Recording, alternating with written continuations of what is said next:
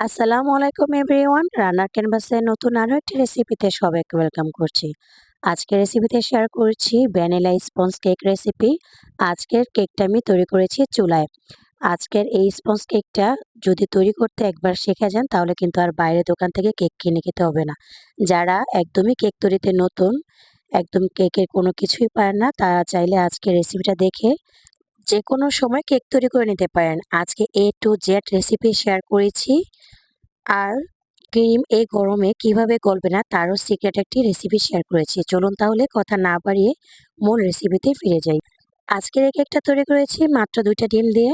তো এখানে আমি নিয়ে নিয়েছি ২ টা ডিম। আর অবশ্যই ডিমটা যদি ফ্রিজে থাকে সেক্ষেত্রে ১ ঘন্টা আগে ফ্রিজ থেকে ডিমটা নামিয়ে নিবেন। তো এখানে আমি ২ টা ডিম দিয়ে দিচ্ছি। তারপর ২ টা ডিম থেকে কুসুমটা খুবই সাবধানে আলাদা করে নিতে হবে।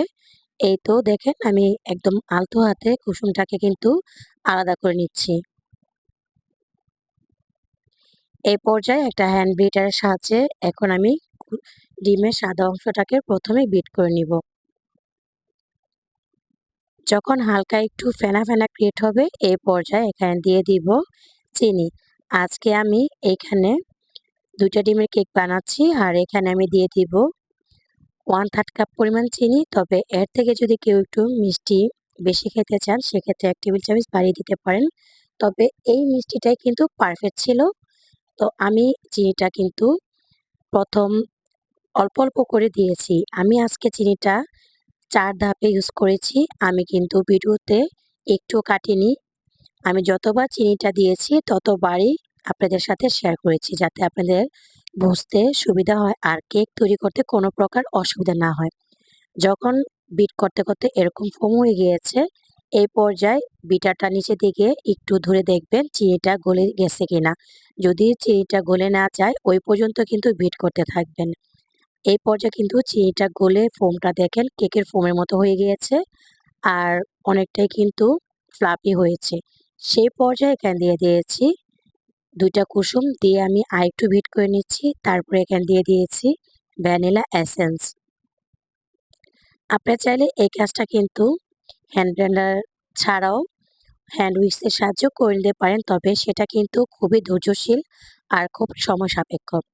আচ্ছা, এই পর্যায়ে এখন আমি এই মিশ্রণটাকে একটা সাইডে রেখে দিয়েছি আর এখন শুকনো ইনগ্রিডিয়েন্টস গুলো একটু মেপে নিচ্ছি। দিয়ে দিয়েছি এখানে 1/2 কাপ ময়দা, সেই সাথে দিয়ে দিয়েছি এখানে ১ টেবিল চামচ কর্নফ্লাওয়ার। তারপর এখানে দিয়েছি খুবই সামান্য লবণ ১ চিমটির মতো। তারপর এখানে দিয়ে দিয়েছি 1/2 টেবিল চামচ বেকিং পাউডার। এখানে কিন্তু কোনো প্রকার বেকিং সোডা দেইনি। তারপরে আমি এখন চেলে নিব শুকনো উপকরণটা। এখন দিয়ে দিয়েছি ১ টেবিল চামচ পরিমাণ গুঁড়া দুধ। যদি কেকের স্বাদটা একটু বাড়াতে চান সেক্ষেত্রে অবশ্যই গুঁড়া দুধটা ইউজ করবেন। এখন আমি শুকনো উপকরণগুলো স্প্যাচুলার সাহায্যে ভালোভাবে মিশিয়ে নিচ্ছি। এই পর্যায়ে ডিমের ফোমের মধ্যে এখান থেকে অল্প একটু ময়দা দিয়ে দিচ্ছি। একবারে কিন্তু দেওয়া যাবে না যেহেতু আমরা স্পঞ্জ কেক তৈরি করছি। আর এলোপাতাড়িভাবে কিন্তু মিশিয়ে নেওয়া যাবে না। আপনারা একটু খেয়াল করে দেখতে পারবেন যে আমি কিন্তু একটা সাইড থেকে স্প্যাচুলার সাহায্যে ঘুরিয়ে নিচ্ছি। ঠিক এইভাবে কিন্তু সম্পূর্ণ মিশ্রণটা দিতে হবে।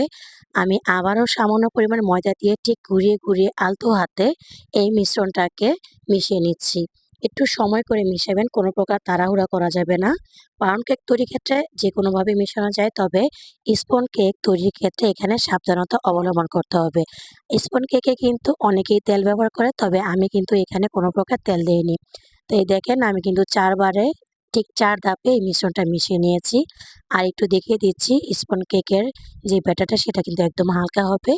আর আমি যেই পাত্রে এই কেকটাকে সেট করব ওই মোল্ডে মাঝখানে দিয়ে দিয়েছি একটা কাগজ। তবে এখানে তেলও অনেকে দেয়। তবে তেল দিলে যদি চুপসে যায় সেই কারণে আমি এখানে তেলটা ইউজ করছি না। একদমই তেলটা স্কিপ করে গিয়েছি। এই পর্যায়ে এখন আমি এই বাটিতে দিয়ে দিয়েছি কেকের মিশ্রণটা। দিয়ে ভালোভাবে একটু ট্যাপ, ট্যাপ করে নিব। এতে করে কোনো প্রকার লাম্পস থাকবে না। আর ভিতরে যদি কেকের লাম্পস থাকে তাহলে কিন্তু এই কেকটা বাবল ক্রিয়েট হবে আর একদমই ভালো লাগবে না। তো এখন আমি চুলায় বসিয়ে দিয়েছি। আর এই চুলাটা কিন্তু আমি ১০ মিনিটের জন্য আগে থেকেই প্রিহিট করে নিয়েছি।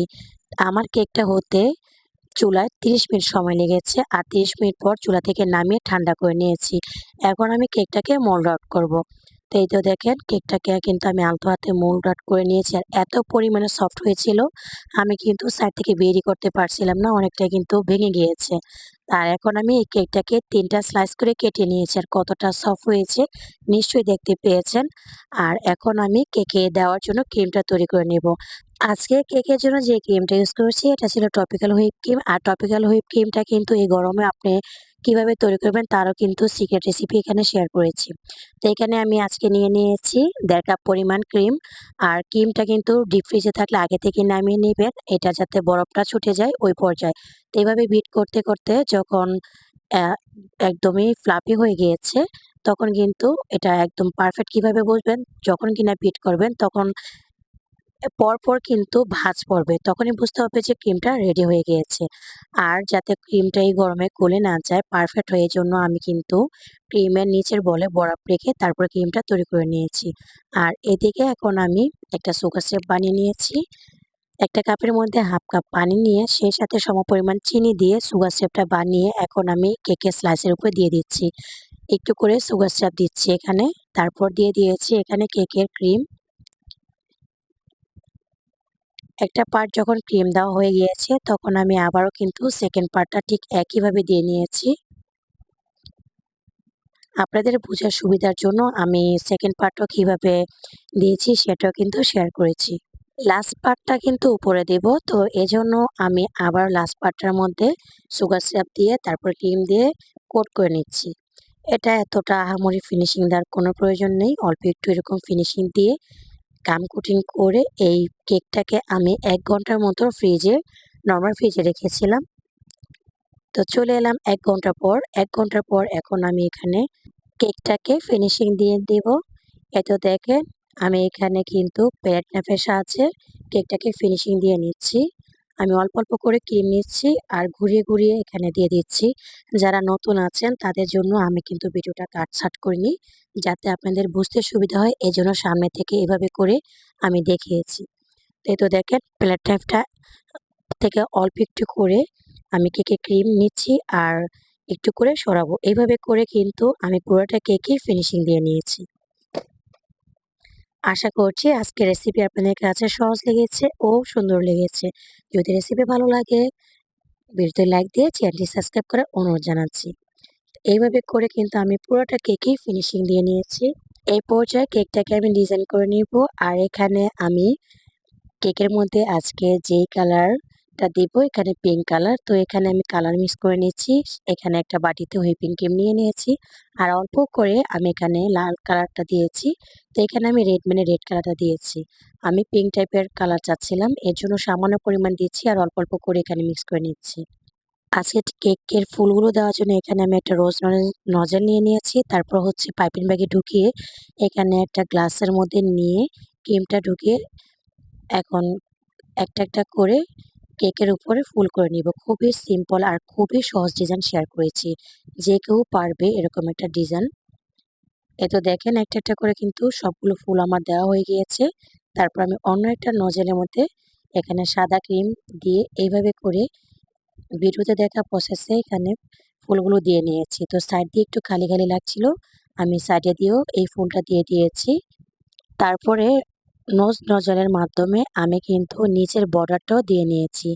কেননা নিচের বর্ডারটা যদি দেওয়া হয় কেকটা কিন্তু অনেক বেশি গর্জিয়াস লাগে। আর উপরে কিন্তু আমি কিছুটা সুগার বোল দিয়েছি।